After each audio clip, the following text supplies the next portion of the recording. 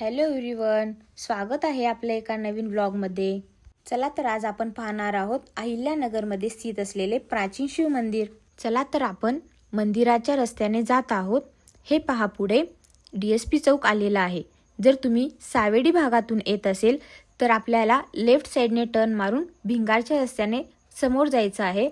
जर तुम्ही मेन शहरातून येत असेल तर आपल्याला DSP चौकातून उजव्या साईडला वळायचं आहे आणि हे प्राचीन शिव मंदिर भिंगार परिसरमध्ये वसलेलं आहे. हा पहा, पुढे मेन चौक आलेला आहे. हा 4 चौक दिसतोय ना, तर इथे पुढे भिंगारचा रोड आहे आणि डाव्या साईडला बुरानगरचा गाव आहे. तर दोन्ही साईडने आपल्याला मंदिराचा रस्ता येतो. तर हे पहा, आम्ही भिंगारच्या रस्त्याने आलेलो आहोत.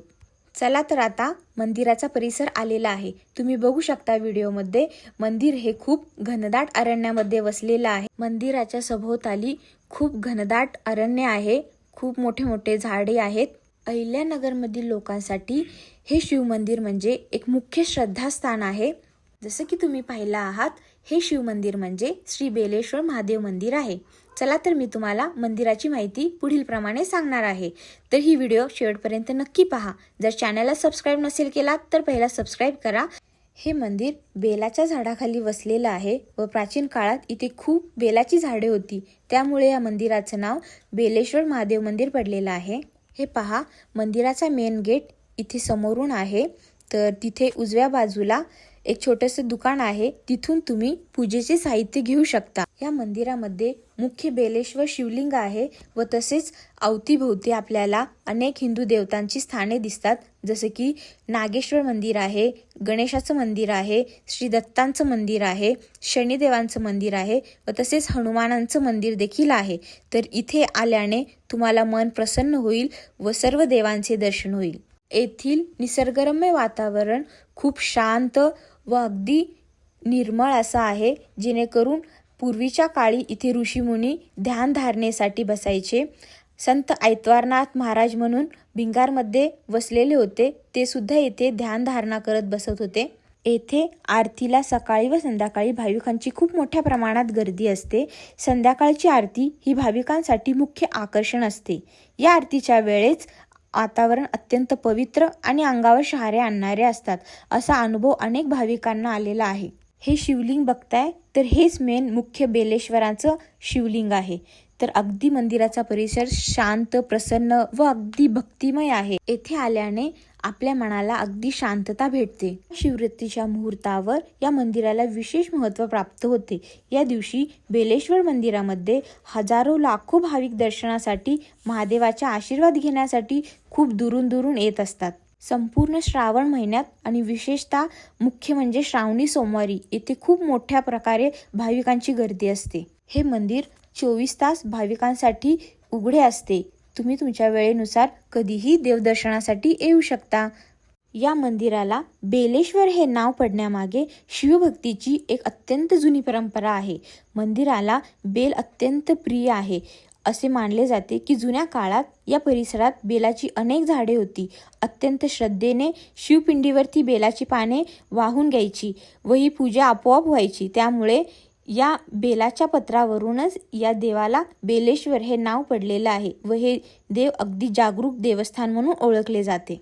तर हे पहा, व्हिडिओमध्ये दाखवल्याप्रमाणे मुख्य बेलेश्वर मंदिरामध्ये अजून एक छोटी शिवलिंगाची स्थापना केलेली आहे. तेथेच शंकराची व मां पार्वतीची तसेच श्री गणेशाची सुद्धा प्रतिमेची व मूर्तीची स्थापना केलेली आहे. ही मूर्ती तुम्ही बघू शकता, खूप रेखीव आणि खूप सुंदर आहे. आपण जेव्हा दर्शनासाठी येतो तेव्हा हे मन वेधून घेणारी मूर्ती आहे. जेव्हा जेव्हा आम्ही इथे दर्शनासाठी येतो त्यावेळेस या मूर्तीकडे एकटक पाहू असेच वाटत असतं. सुरुवातीला हे मंदिर एक लहान आणि अत्यंत शांत व निसर्गरम्य देवस्थान म्हणून प्रसिद्ध होते. परंतु काळानुसार स्थानिक भाविक आणि ट्रस्टच्या माध्यमातून मंदिराचा वेळोवेळी जीर्णोद्धार करण्यात आला आहे आणि आज तेथे भव्य मंदिराचे रूप पाहायला मिळते. जसं की आज तुम्हाला इथे व्हिडिओमध्ये मी दाखवत आहे. तर खूप भव्य आणि मोठ्या प्रमाणात हे मंदिराचं जीर्णोद्धार झालेलं आहे. आणि जसं प्राचीन काळात होतं ते मंदिर खूप छोटं होतं व शिवलिंगाची स्थापना त्यावेळेस केली होती तेही खूप छोटं होतं. हे पाहू शकता तुम्ही, संत ऐतवारनाथ महाराजांची प्रतिमा आहेत. जसं की मी तुम्हाला आत्ता सांगितले होते, भिंगारमध्ये हे संत होते आणि ते ध्यान धारणेसाठीच इथे बेलेश्वर मंदिरामध्ये येत होते. तर इथेच ते राहत होते, ध्यानधारणा करत होते, उपासना करत होते. काही स्थानिक भाविक आणि जुन्या जाणत्या लोकांच्या मते या परिसराला नाथ संप्रदायाची मोठी पार्श्वभूमिका लाभलेली आहे व ऐतवारनाथ महाराज हे याच भागातील एक थोर संत होते. हे पहा, मंदिराचा परिसर आहे आणि तिथे परिसरमध्येच आपल्याला संत ऐतवारनाथ महाराजांची ही मूर्तीची स्थापना केलेली दिसते.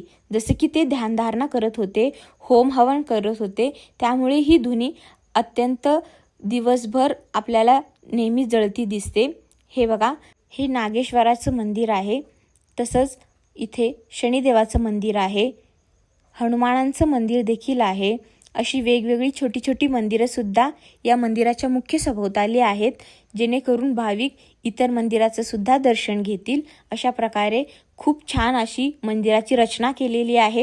तुम्ही बघू शकता, मंदिरामध्ये भाविकांची संख्या आहे आणि यापेक्षा खूप जास्त पटीने आता श्रावण महिन्यात मोठ्या प्रमाणात गर्दी होते. मंदिराचा परिसर खूप मोठा व भव्य आहे आणि चहूबाजूने आपल्याला इथे घनदाट अरण्यच दिसेल. त्यामुळे इथे रात्रीच्या वेळेस नागदेवता वगैरे सर्व इथे येऊन मंदिराचं दर्शन घेतात असे मानले जाते. खूप भाविकांना असा अनुभव आलेला आहे की ते जेव्हा इथे दर्शनासाठी आले होते त्यावेळेस नागदेवता इथे शिवलिंगाच्या पिंडीवर दर्शनासाठी बसलेले होते. त्यामुळे खूप भाविक हे रात्रीच्या वेळेस अवॉइड करतात दर्शनासाठी येण्यासाठी. तुम्हाला जेव्हा केव्हा दर्शनासाठी यायचं असेल तेव्हा तुम्ही सकाळी येऊ शकता, कारण रात्रीच्या वेळेस इथे वातावरण खूप शांत असतं. त्यामुळे हिंस्र पशूंचा सुद्धा इथे समावेश आहे. जसं की तुम्हाला व्हिडिओच्या स्टार्टिंगला मी सांगितले होते, मंदिराला येण्यासाठी 2 रस्ते आहेत, एक भिंगारचा आणि दुसरा बुरानगरचा. तर येताना आम्ही भिंगारच्या रस्त्याने आलो होतो सरळ. आता मी जाताना बुरानगरच्या रस्त्याने जात आहे. तोही रस्ता मी तुम्हाला दाखवत आहे. तर हे पहा, हे अजून एक दार आहे बेलेश्वर मंदिराचं. तिथून बाहेर पडल्यानंतर आपल्याला हा रस्ता जो जातो तो बुरानगरच्या साईडने जातो आणि आम्ही जाताना सुद्धा ह्याच रस्त्याने गेलो आहोत. तर तुम्हाला कशी वाटली बेलेश्वर मंदिराची माहिती व हा परिसर? तर तुम्ही सुद्धा अहिल्यानगरमध्ये आल्यानंतर बेलेश्वर मंदिराच्या दर्शनासाठी नक्की या. तशीच अहिल्यानगरमधील नवनवीन मंदिरांची व्हिडिओ व तसेच धार्मिक स्थळांची माहिती आपल्याला जर ऐकून घ्यायची असेल व माहीत करून घ्यायची असेल तर चॅनलला सबस्क्राईब नक्की करा व व्हिडिओ आवडल्यास लाईक करा, शेअर करा व कमेंट करा. व तुम्हाला अजून कोणत्या मंदिराबद्दल माहिती हवी असेल तर कमेंटमध्ये नक्की सांगा, जेणेकरून आम्ही तुम्हाला त्या मंदिराची माहिती देण्याचा पुरेपूर प्रयत्न करू. तर चॅनलला सबस्क्राईब नसेल केला तर पहिला सबस्क्राईब करा आणि ही पुढील माहिती जाणून घेण्यासाठी बेल आयकॉनवर क्लिक करा. थँक्यू. तर अशा प्रकारे देवदर्शन झाल्यानंतर आम्ही छानशी अशी पाणीपुरी खाल्ली आणि त्यानंतर घरी गेलो. थँक्यू. व्हिडिओ पाहिल्याबद्दल धन्यवाद.